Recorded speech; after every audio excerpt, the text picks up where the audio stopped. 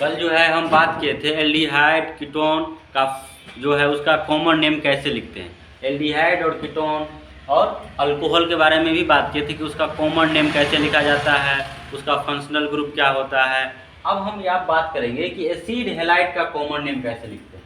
तो चलिए सबसे पहले एसिड हैलाइड का हमको फंक्शनल ग्रुप पहचान में आना चाहिए। तो एसिड हैलाइड का जो फंक्शनल ग्रुप होता है वो COX होता है और X के जगह पे क्या क्या होगा, क्लोरीन होगा और ब्रोमीन होगा। एक बात याद रखिएगा, यहाँ पे हम आपको शुरू से ही बताते आ रहे हैं इस ग्रुप को क्या कहते हैं जी, क्या बोलते हैं, एसिटाइल ग्रुप। इसका नाम आप याद रखेंगे एसिटाइल ग्रुप, ठीक है। तो चलिए हम यहाँ पे इसका कॉमन नेम लिखते हैं। तो बोलिए यहाँ से क्लोरीन को हटा दीजिए, अब बताइए इसका कॉमन नेम क्या है। तो इसका जो ग्रुप, इस ग्रुप का नाम क्या है, एसिटाइल। अब बोलिए इसमें क्या क्या था, यहाँ क्लोरीन था, तो बोलो यहाँ पे भी क्लोराइड आ जाएगा। तो बोलो क्या नाम हो गया, एसिटाइल क्लोराइड, ठीक है। अब बोलिए यहाँ से फिर ब्रोमीन को हटा दीजिए, बोलिए इसका क्या नाम है, इसका कॉमन नेम क्या हो जाएगा, एसिटाइल। अब बोलिए यहाँ क्या था, ब्रोमीन, तो बोलो यहाँ क्या जोड़ देंगे, ब्रोमाइड। तो बोलो क्या नाम हो गया, एसिटाइल ब्रोमाइड। आगे बढ़ते हैं और यहाँ नाइट्राइल लिखा गया है। क्या लिखा गया है, नाइट्राइल। तो नाइट्राइल का कॉमन नेम लिखते हैं। तो सबसे पहले नाइट्राइल का फंक्शनल ग्रुप पता होना चाहिए। तो बोलिए नाइट्राइल का फंक्शनल ग्रुप क्या होगा, C≡N।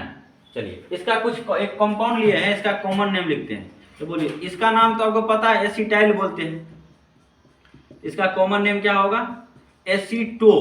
और लास्ट में क्या लगा देंगे, यही वाला नाइट्राइल जोड़ देंगे, तो क्या नाम होगा, एसीटो नाइट्राइल। बात समझ में आ रहा है। अब जो है हम एमीन्स के बारे में बात करते हैं। किसके बारे में, एमीन के बारे में। तो एमीन जो होता है वो फंक्शनल ग्रुप के आधार पे 3 तरह के होते हैं।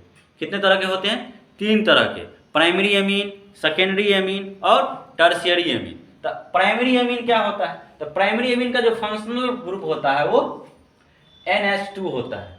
सेकेंडरी एमीन का जो फंक्शनल ग्रुप होता है वो NH होता है और टर्शियरी एमीन का जो फंक्शनल ग्रुप होता है वो N होता है। आप इसको थोड़ा अच्छा से याद रखने के लिए आप ऐसे याद रखेंगे कि अगर नाइट्रोजन के पास 2-2 हाइड्रोजन होगा तो वो प्राइमरी एमीन होगा।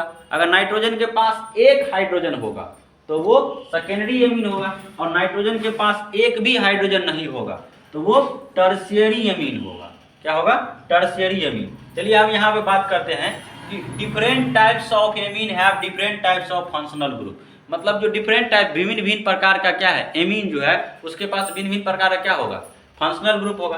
तो प्राइमरी एमीन जो होगा उसका फंक्शनल ग्रुप क्या होगा, NH2, मतलब नाइट्रोजन के पास 2 हाइड्रोजन होगा। और जो सेकेंडरी एमीन है उसके पास नाइट्रोजन के पास 1 ही हाइड्रोजन होगा। राहुल लगता हाँ, सेकेंडरी एमीन के पास क्या होगा, 1 ही हाइड्रोजन होगा। और टर्शियरी एमीन जो होगा उसके पास 1 भी हाइड्रोजन नहीं होगा। तो एक बात बताइए, ये कौन सा एमीन है। तो हम आपको क्या बताए हैं एमीन को पहचानने के लिए, कि प्राइमरी एमीन है कि सेकेंडरी एमीन है कि टर्शियरी एमीन है।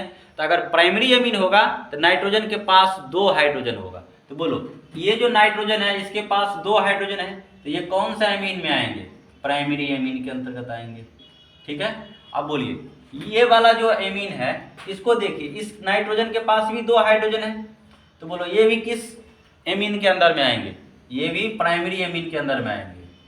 तो यहाँ हम लिख देंगे 1 डिग्री एमीन। बात समझ में आ रहा है। चलिए इस एमीन के बारे में बताइए। देखिए ये एमीन के, इस एमीन को पहचानने के लिए सबसे पहले देखिए नाइट्रोजन के पास 2 हाइड्रोजन है, तो ये भी कौन सा एमीन होगा, ये भी 1 डिग्री एमीन होगा, प्राइमरी एमीन होगा। बात समझ में आ रहा है। हाँ, ये वाला एमीन के बारे में बताइए। क्यों, क्योंकि इसके पास 1 ही हाइड्रोजन है, तो ये सेकेंडरी एमीन होगा। और ये वाला एमीन भी क्या होगा, सेकेंडरी एमीन, क्योंकि इसके पास जो नाइट्रोजन है उसके पास 1 ही हाइड्रोजन है। तो बोलो इसे क्या बोलेंगे हम, सेकेंडरी एमीन। इसके बारे में बताइए। देखिए इसके पास 1 भी हाइड्रोजन नहीं है। आप दूसरे तरह से भी आप कह सकते हैं कि जो नाइट्रोजन है वो 3-3 बार किसी अदर कार्बन से जुड़ जाए तो वो टर्शियरी एमीन हो जाएगा। तो आप ऐसे भी बोल सकते हैं और ऐसे भी बोल दीजिए कि नाइट्रोजन के पास 1 भी हाइड्रोजन नहीं है तो ये टर्शियरी एमीन होगा। बात समझ में आ रहा है। अब चलिए इसका कॉमन नेम लिखते हैं सबका।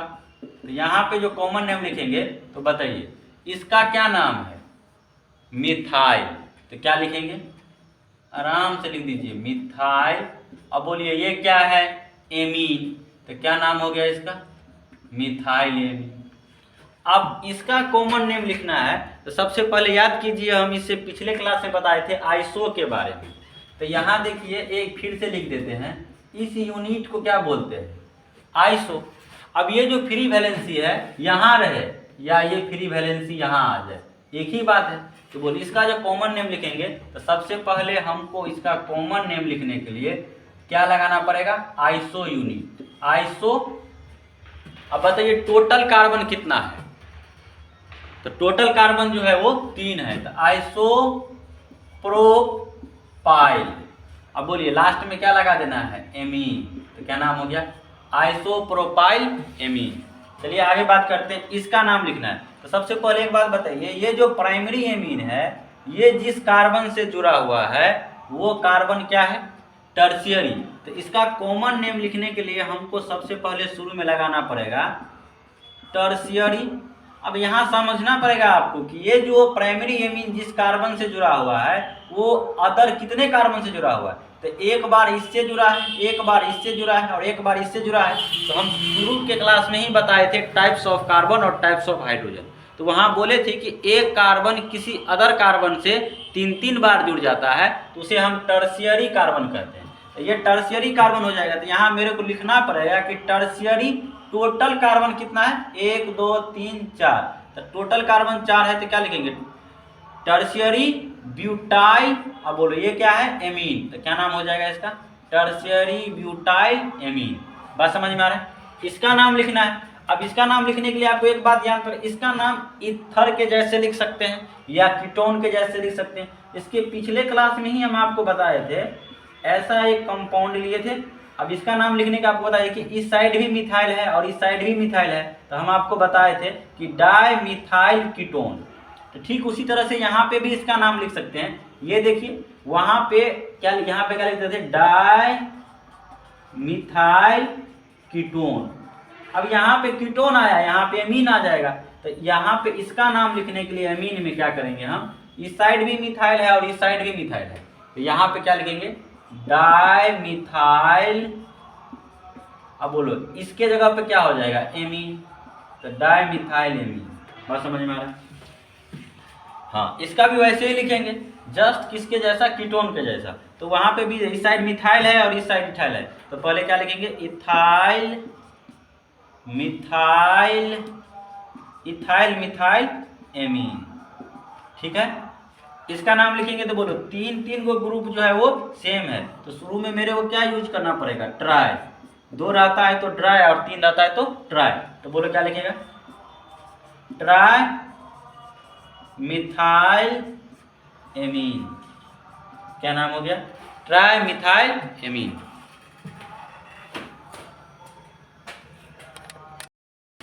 चलिए अब जो है हम एमीन के बारे में बात कर चुके हैं, अब हम बात करेंगे एमाइड के बारे में।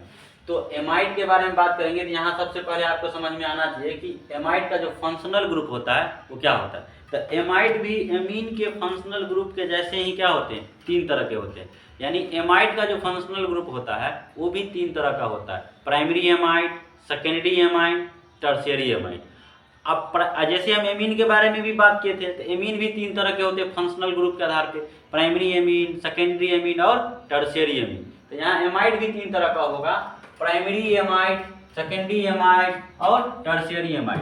अब प्राइमरी एमाइड किसको बोलेंगे, तो यहाँ CONH2 यानी नाइट्रोजन के पास 2 हाइड्रोजन हो जाएगा तो उसे हम बोलेंगे प्राइमरी एमाइड।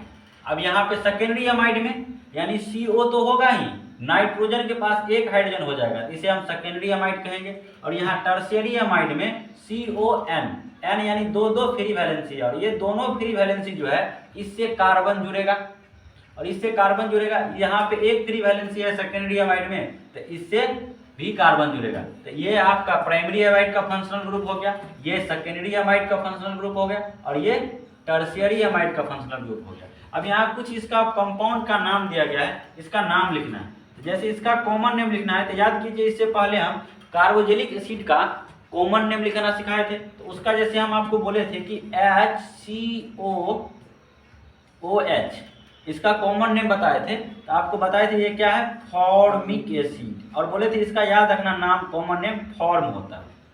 तो यहाँ से हम यहाँ पे भी बात कर सकते हैं, इसका कॉमन नेम लिखना है तो बोलो क्या लिखोगे, फॉर्मा। फॉर्म तो हो गया, इसमें से आईसी एसिड को क्या कर देंगे, हटा देंगे, और यहाँ फॉर्म, और इसमें क्या जोड़ देंगे, एमाइड उठा के जोड़ देंगे, तो फॉर्मामाइड हो जाएगा ये। ठीक है, अब यहाँ पे देखिए इस ग्रुप को हम बोले हैं पिछले अभी तुरंत बोले हैं कि इसे हम एसिटाइल ग्रुप कहते हैं। तो यहाँ पे जब इसका नाम लिखेंगे तो बोलो क्या लिखोगे, एसीटल में से YL को हटा देना है, और यहाँ क्या जोड़ देना है, एमाइड जोड़ देना है, तो बोलो क्या नाम हो गया, एसिटामाइड। क्या नाम हो गया, एसिटामाइड।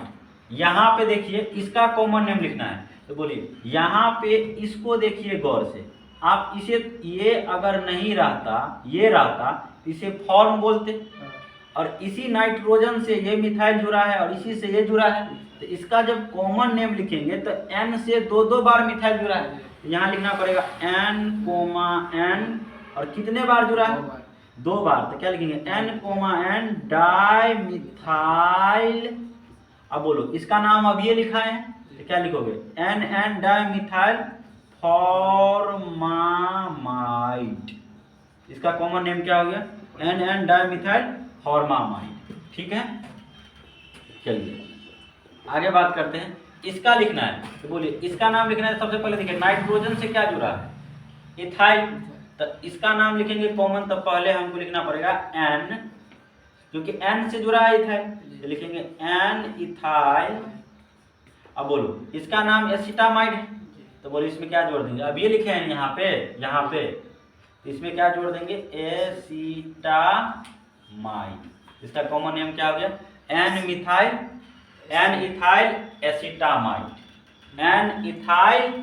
एसिटामाइड।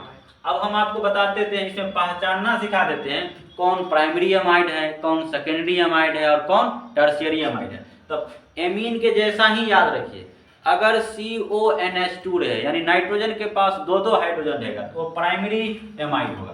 तो बोलो ये कौन सा एमाइड होगा, तो देखिए यहाँ CONH2 तो है, इस नाइट्रोजन के पास 2 हाइड्रोजन है, तो ये 1 डिग्री एमाइड हो जाएगा।